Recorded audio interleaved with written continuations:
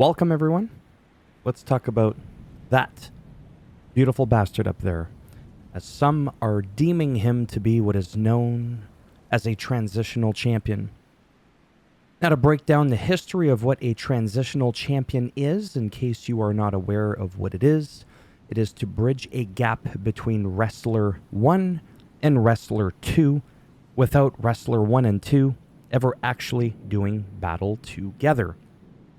Let's use two quick examples of such thing. Chris Jericho shocked the world when he defeated The Rock and Stone Cold Steve Austin in the same night way back at Vengeance 2001 to become the first ever undisputed WWE champion. That was cringy, but that's how he says it, just a little bit better. It was a huge milestone in his career, as it said here, and despite holding the title for 3 months, he wasn't really booked like a top star. Yes, Jericho managed to retain the title, it says here, against The Rock and Austin in subsequent rematches, but he was technically keeping the championship warm for Triple H, the returning cerebral assassin. Anyways, he won the 2002 Royal Rumble, and then he would defeat Jericho for the gold at WrestleMania 18. But here's the way I look at it is, you could have totally had Triple H versus The Rock. We've had Triple H versus The Rock, Steve Austin versus Triple H. But for some reason, in the WWE and other promotions, I believe, they like to use that transitional champion thing because they don't want necessarily those two superstars to meet. And oftentimes, from my understanding, after deep diving a little bit more into it, it's also sometimes to remove two heels or two faces from going at each other. Although that got thrown out the window at WrestleMania 6 when we had Ultimate Warrior versus Hulk Hogan title for title, right? Bret Hart. And again, I don't think it's a derogatory term like being a jobber. You had Bret Hart and Michaels here. The Heartbreak Kid controversially vacated his championship in '97 on Raw, a day before Valentine's Day. And at In Your House 13, the Final Four, Hitman found himself capturing his fourth WWE title at the expense of Steve Austin, Undertaker, and Vader. Bret was widely expected to win that title back from Michaels at 13, but that never materialized. Jesus. As it says here. And the Hitman's championship reign only lasted one night against Psycho Sid or Sid Justice, however you remember him in the WWF at the time. And Psycho Sid took the gold.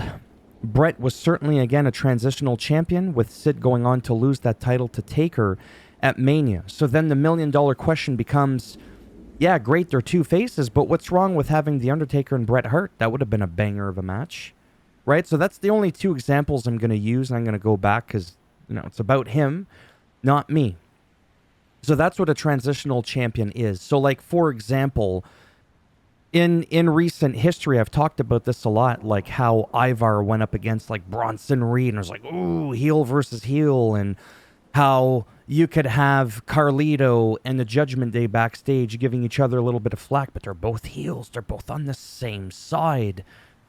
But it makes it more realistic to not really have that. You could, and you have, and you should keep having matches like Seth Rollins versus Cody Rhodes. You should be able to have Roman Reigns versus Drew McIntyre and that kind of stuff. You should be able to have that because it leaves not so much unpredictability, it leaves more of a bigger playing field rather than having all the good guys on one side, all the bad guys on one side, and only they can face, or they can't face each other, they can't face each other. So I've never liked the transitional champion thing. I very, very mildly get it, and maybe that's why I've never been a booker in any wrestling promotion, and I never could, because for me, I never understood that crap. I've never liked it. So there are many parts, believe it or not, of like typical 70s, 80s, 90s, early 2000s wrestling that I absolutely loathe with a passion that burns brighter than 1,000 suns, and that I prefer modern day wrestling's take on certain things more than back then, even though back then it was a part of my childhood. It was nostalgic. It was instrumental to my childhood. Yeah. Every era is so different, and this one, like I said, with longer title reigns now being a big deal, we're not throwing the title around like hot potato. I think a proper balance would be to have some titles that go for the long haul, some that don't go for as long of a haul. So like Gunther breaking an all-time record. Very happy for him. 666. Number of the beast. 666 days he held that title. Then you have Roman Reigns, 1,316 days. It's like, holy cow, Logan Paul's already on a 187 kind of thing for the U.S. Championship. I feel like to build meaningful, really deep, enriched, rooted stories, it's nice when the champion can hold that belt for longer than a day, like what they did to Zack Ryder. That was ridiculous. And countless other people. Happened to Jericho. So, and many others to come. Wow, am I ever rambling? Have I even gotten to the point of what I wanted to say? Not really. We're 5 minutes in and I'm just warming up here. Now that you know a little bit about that, if you didn't already, and this isn't like some insider scoop, this isn't a rumor, this is just my feelings. I feel like Cody Rhodes is a worthy non-transitional champion. Although to be super technical, everybody who's a champion is transitional because they will eventually transition that belt to somebody else. Nobody ever holds it forever. Okay? Not even the almighty Bruno Sammartino. You eventually drop that shit. Okay? Unless you win the belt and then you die and you never defended it. Or you did defend it, but you know what I mean? So, yeah, all reigns come to an end eventually. And even in death, you would still be transitioning it because the show must go on and you would have somebody else that would take place of that title. Okay? So, look at Rhea Ripley. She never got defeated for her belt. She had to relinquish that belt. In a tournament, Becky Lynch won it. Technically, for the lack of a better term, Rhea Ripley still technically, okay? You see what I'm saying? But from a professional wrestling standpoint, transitional usually means like short term. Again, bridge the gap between superstar A and B without A and B facing each other. So that if you have like a heel superstar A and a heel superstar B, maybe a face transitional champion will pull it from superstar over here and give it over there. I don't think Cody Rhodes is a transitional champion. He could be. I can't predict anything. I haven't been talking to Paul Levesque, a.k.a. Triple H. I have no idea what their plans are. However, if I were to use a little bit of proof as to why I think... Because there's a difference between saying I don't think he should be a transitional champion, he should be a long-reigning, meaningful champion, versus, being a transitional champion. I'll tell you why I don't think he is. The build-up, back-to-back rumbles, the story, finish the story of finishing the story, right? And now continuing the story. Imagine having all that build-up, having all that hype, all that, okay? Whatever words you want to use for that thing, the Cody Rhodes era, and then just to be like, yes, you're just going to drop it at Backlash. You're just going to drop it at the next PLE. It would kind of seem like,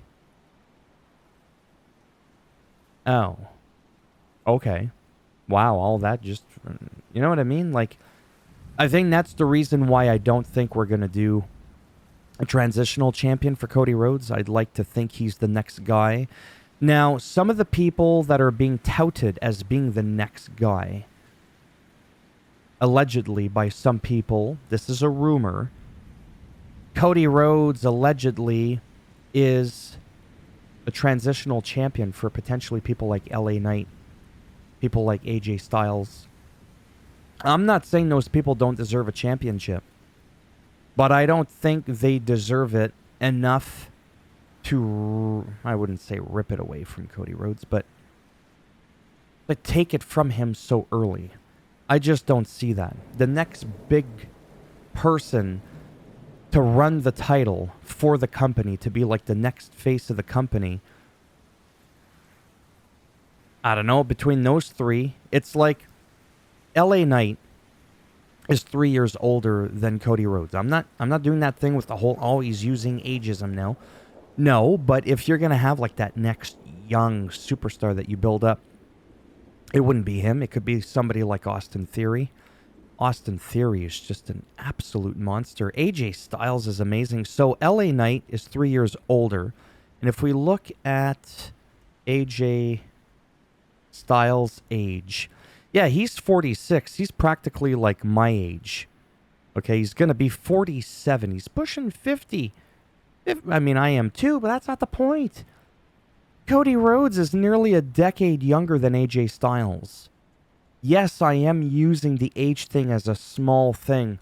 It wouldn't make sense, potentially, within reason. I mean, they're both in wicked shape. LA Knight, Cody Rhodes, and AJ Styles.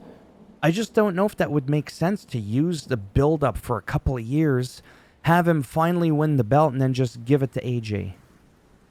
I'm not saying give it in the sense of like he didn't earn it. That's not what I'm, because he would earn it, of course. He's amazing. I just don't think that would make sense. Maybe go for another title. I don't know. I just don't think we're gonna have a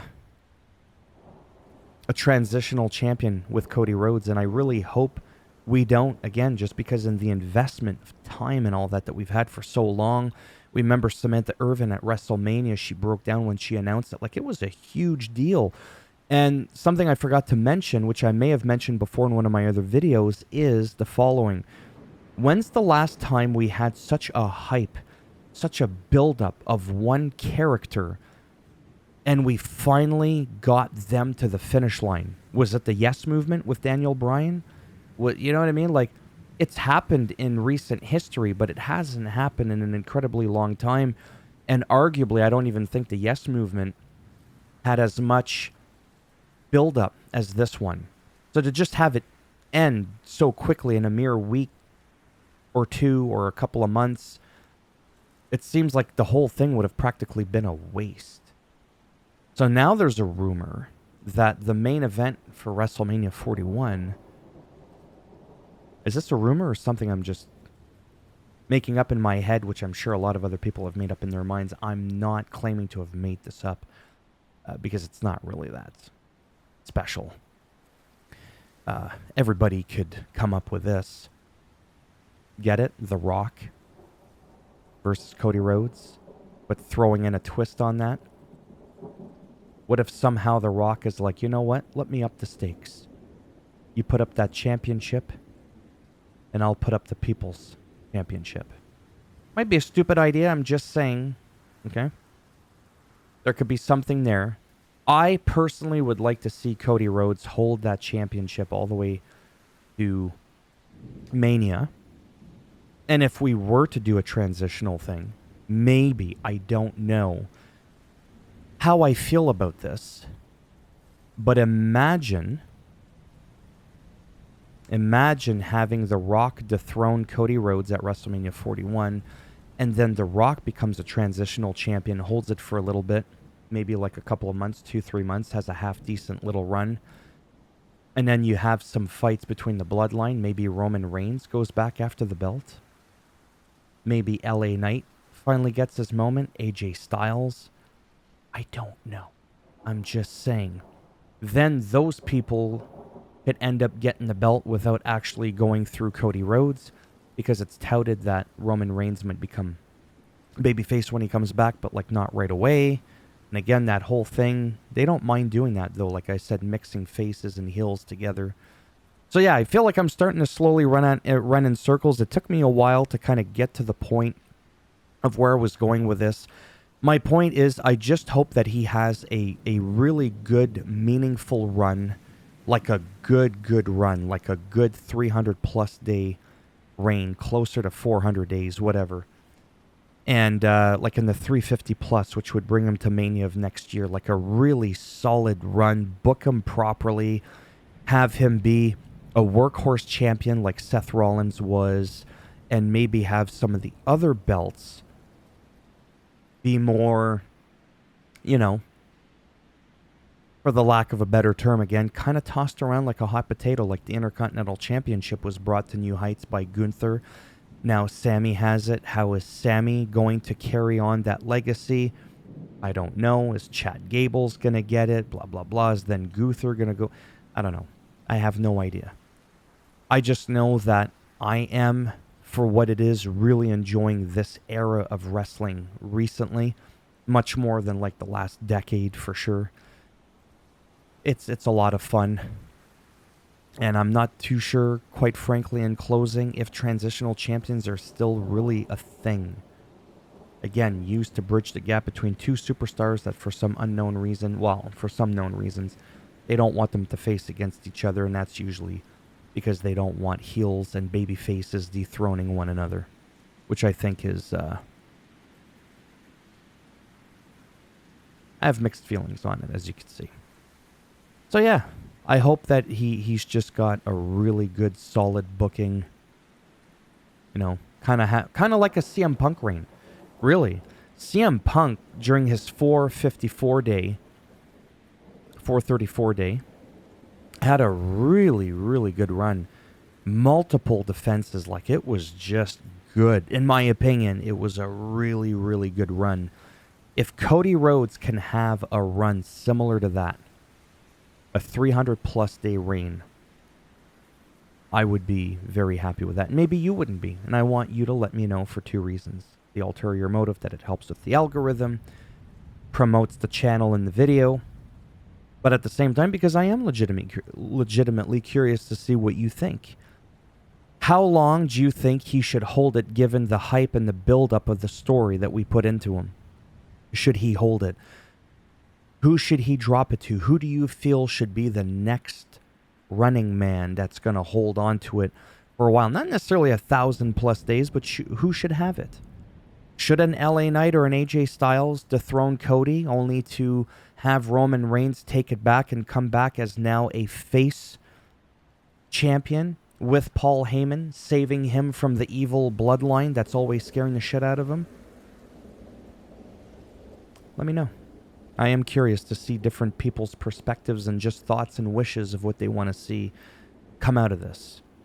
Thumbs up as always if you liked the video. It does greatly help support the channel with the algorithm and trying to make me more relevant in the search results when people are looking shit up on the internet. If you didn't like the video, go ahead, give it a thumbs down. You know it's usually coming with the Solo Sikoan thing no. You're not going to get that. Go ahead, give it a thumbs down. I'll bend it in half, twist it. I'll grab those two belts and I'll sandwich your fucking thumb together. Don't ask. And if you want to subscribe to the channel, exactly. Doesn't need an explanation. And if not, thanks for stopping by anyways. Take care. And maybe, if I'm lucky, I'll see some of you in the next one. Bye for now.